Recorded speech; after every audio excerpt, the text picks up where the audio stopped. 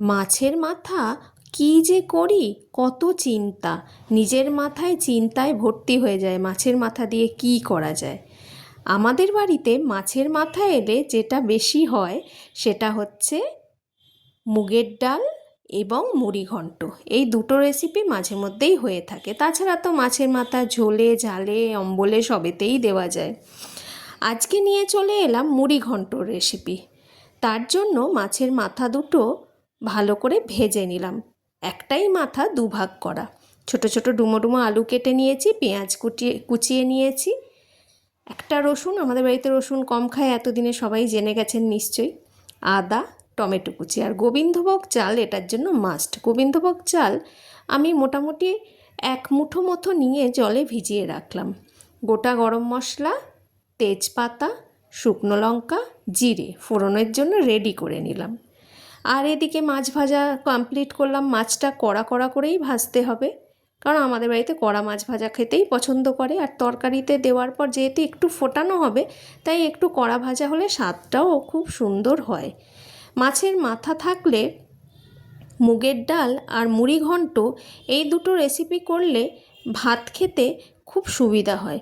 ভাতের অন্য তরকারির থেকে যে কোনো চাল দিয়ে যদি আপনি তরকারি করেন, সেটা চাল পটল হতে পারে, মোচা হতে পারে, যাই হোক হতে পারে, চাল কিংবা মুগের ডাল দিয়ে দুটোই কিন্তু খুব ভালো হয়। এই মাছগুলো ভেজে নেওয়ার পর যে তেলটা ছিল তাতেই আমি মাছের মুড়োগুলো ভাজছি বলে মুড়োগুলো ভাজার যে তেলটা একটু কালো কালো লাগছে, কারণ আগে অনেকটা মাছ ভেজে নিয়েছে, অনেকটা তেল রয়েছে, এতটা তেল তো দেওয়া যাবে না। তুলে নিলাম। এটা দিয়ে মাছের ঝাল করে নেব, সর্ষে পোস্তর ঝাল হবে সেটা করে নেব। মুড়ি ঘন্টের জন্য এই তেলটাই সাফিসিয়েন্ট। এর মধ্যে আমি গোটা গরম মশলা, জিরে, তেজপাতা, শুকনো লঙ্কা যেটা আগে থেকে রেডি করে রেখেছিলাম দিয়ে দিলাম। দিয়ে ভালো করে ফোড়নটা, লঙ্কাটা টিপে দেখতে হবে ভাজা হয়েছে কিনা। ফোড়ন পুড়ে গেলেও খারাপ লাগে, ফোড়ন কাঁচা থাকলেও তরকারির টেস্ট হয় না। তাই ফোড়নটা ঠিকঠাক হয়েছে কিনা সেটা বোঝাটা খুব জরুরি। আর আমি খুন্তি এরমভাবে রেখে, যারা নতুন রান্না করছেন তাদের জন্য বলছি, খুন্তি এইভাবে রেখে এর ওপর ফোড়ন দিয়ে একটা একটা করে ফোড়ন যখন দিয়ে, আজকে তো রেডি করে রেখেছিলাম, অন্যদিন যখন একটা একটা করে কৌটো খুলে খুলে ফোড়ন বের করতে হয়, একটা দিতে দিতে আর একটা পুড়ে যায়, সেটা যাতে না হয় তার জন্য আমি খুন্তির মধ্যে একটা একটা করে দিতে থাকি। রসুন বেশি ভাজা হলে আবার পোড়া পোড়া গন্ধ ছাড়ে, তাই একটা রসুন তাকে তো বাঁচাতেই হবে, ভালোভাবে বাঁচিয়ে তাড়াতাড়ি করে পেঁয়াজ কুচিটা দিয়ে দিলাম। পেঁয়াজ কুচি ভালো করে ব্রাউন ব্রাউন হলে তারপর কিন্তু আলু দেবো, না হলে পেঁয়াজের গন্ধটা থেকে যাবে। আলুটা ডুমো ডুমো করে কেটে নিয়েছি। চন্দ্রমুখী আলু ভাজতে ভাজতেই সিদ্ধ হয়ে যাবে, কিন্তু আজকে ভাজতে ভাজতে সিদ্ধ হলেও চাল রয়েছে, চাল সিদ্ধর জন্য তো আমাকে একটু জল দিতেই হবে। আর মুড়োগুলো ভালো করে ভেজে নিয়ে তাকে আমি দু টুকরো করে নিলাম। বেশি টুকরো করলাম না, এমনি জলে যেহেতু একটু সিদ্ধ হবে তখনই ভেঙে যাবে। আর পেঁয়াজগুলো খুব ভালো করে ভাজা করে নিচ্ছি, তার মধ্যে আমি ওই দিকে সব কিছু রেডি করে নিয়েছি। আলুগুলো এবার দিয়ে দেব। আলু দিয়ে দিলাম, দিয়ে আলুগুলো দিয়ে আরও ভালোভাবে ভাজা করতে হবে।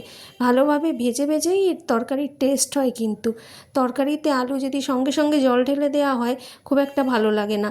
আমি 2খানা বড় সাইজের পেঁয়াজ নিয়েছিলাম, একটুখানি 1 কোয়া মতো আদা নিয়েছিলাম, রসুন তো একটাই দিয়েছি, আর হলুদ নুন দিয়ে আলুগুলো একটু ভাজা ভাজা করে নিয়ে তারপর হলুদ নুন দিয়ে আরও একটু ভাজা ভাজা করতে থাকবো। এখনই কিন্তু সমস্ত মশলা দেব না।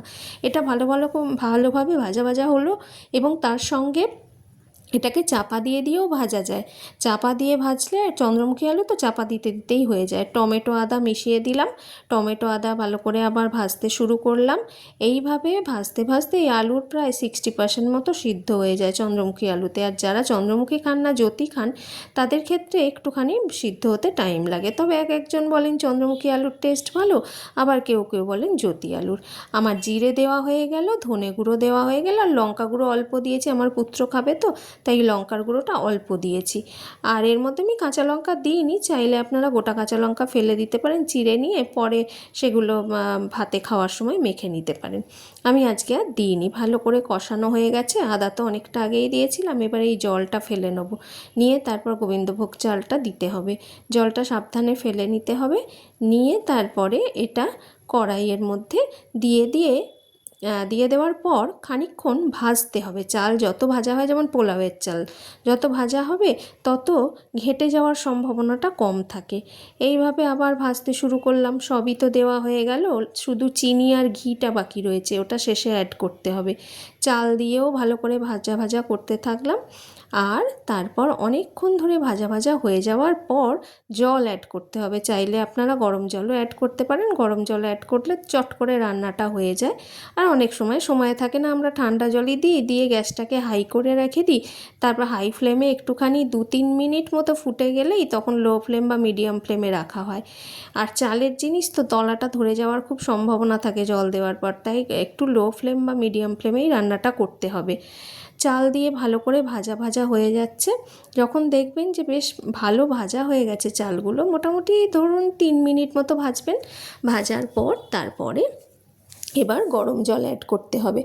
লবণটা দেওয়া আছে, কিন্তু শেষে লবণ, চিনি, ঘি তিনটে যখন মিক্সড করে দেওয়া হবে, লবণ তো দেওয়াই আছে, যদি প্রয়োজন হয় আর একটু দিতে হবে। আমি জল ঢেলে নিলাম, নিয়ে এবার একটু হাই ফ্লেমে রেখে তারপর লো ফ্লেম করব, করে চাপা দিয়ে রাখবো। মাছগুলো এদিকে 2 টুকরো করে ভেঙে নেব, ভেঙে নিয়ে তারপর অ্যাড করব। 5 মিনিট মতো আগে ফুটিয়ে নেব।